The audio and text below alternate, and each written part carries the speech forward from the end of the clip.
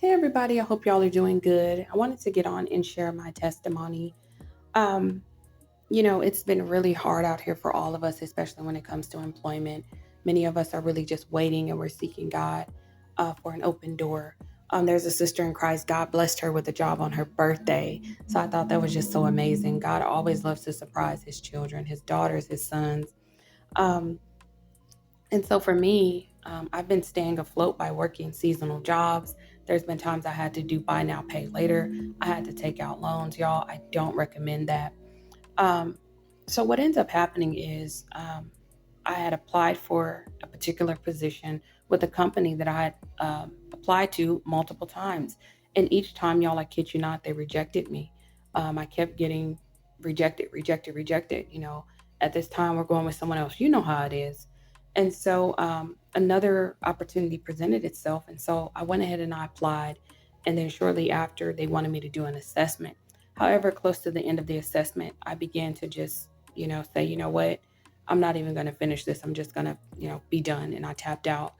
Um, However, I noticed right after I applied for the job and I didn't even finish the assessment, they're blowing up my phone. They're constantly calling me back to back to back. So much so to the point where I blocked them. I'm like, this is absolutely insane. Why are y'all calling me?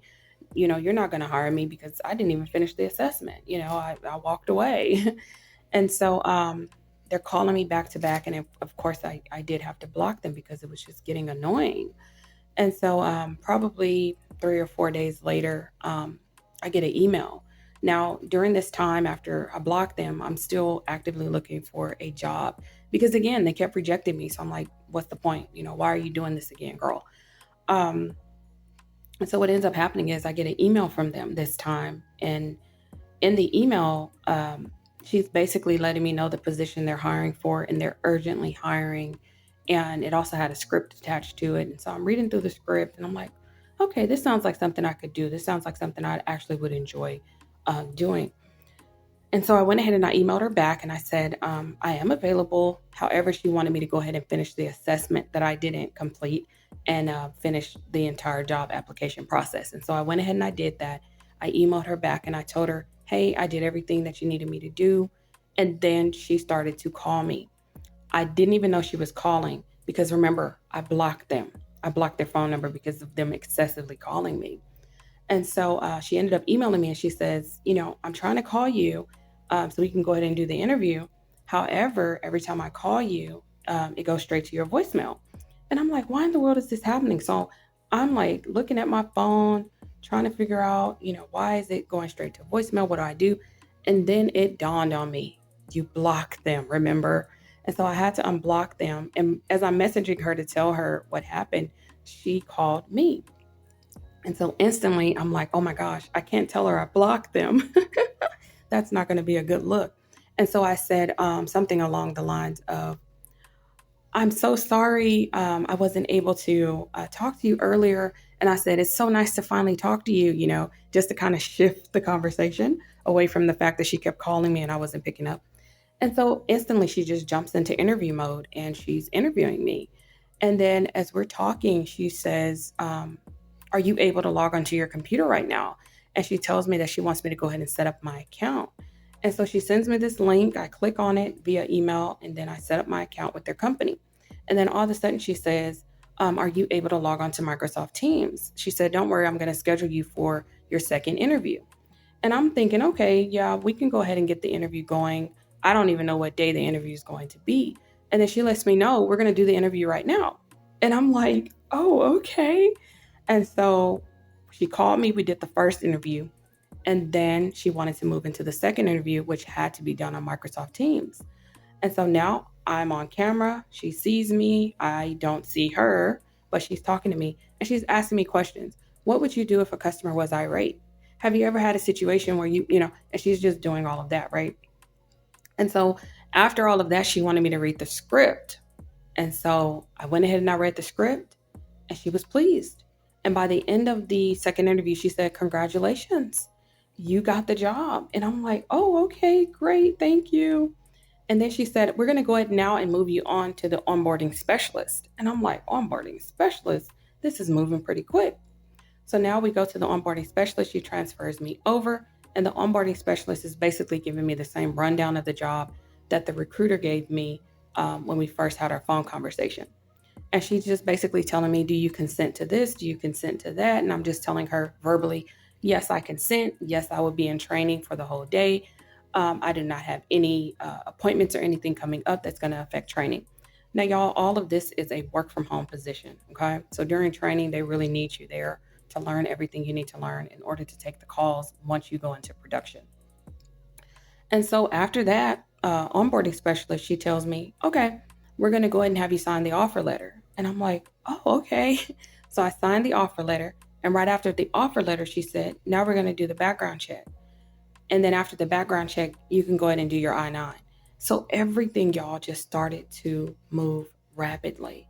I'm just sitting there like, whoa, is this really happening right now? And she's basically telling me, that I'm good to go. I did everything that I needed to do. And she's just basically telling me to just keep a lookout on my email because they're going to be sending me emails as we get closer and closer to start training and then move into production. And I'm just like, whoa, whoa, whoa, did this really just happen? And so now it's waiting because now I have to wait for the background check to clear. Now, usually my background checks, they usually take about 24 to 48 hours and it's clear, right? Because I don't have a record or anything. However, this background check is taking longer than I've ever encountered. And so the background check was on August the 21st, right? And they gave me an estimated completion of August the 25th. August the 25th. And so I'm like, okay, it's not even going to take that long. However, it was taking longer and longer. So much so to where they extended it now to where they said it'll be done by September the 2nd. And I'm like, this is absolutely insane. Did they find something on my record? Did I do something?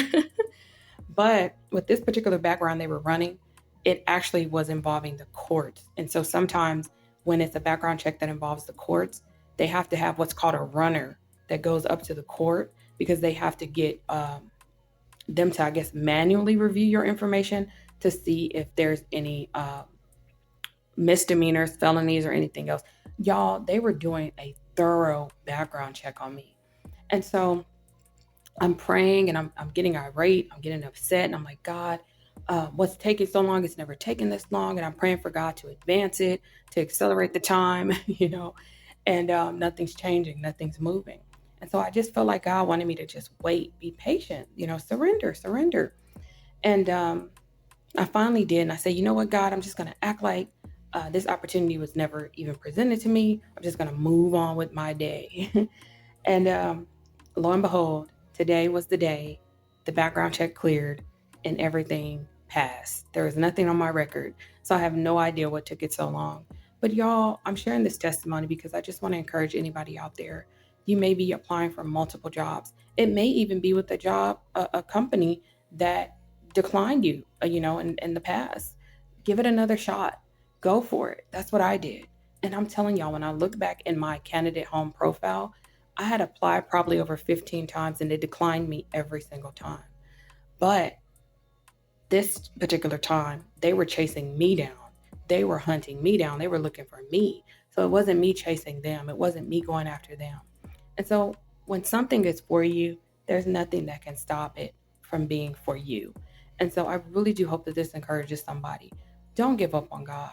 He can really accelerate the time. He can really make it to where it's a breeze. When I tell y'all, it went from the first interview to the second interview to the onboarding to me signing the offer letter and doing the background check and the I-9. Y'all, it all was in that same day. It was just like back to back to back to back because that's how God moves. So I pray this reaches who it's meant to reach. Don't give up. God bless you. Bye-bye.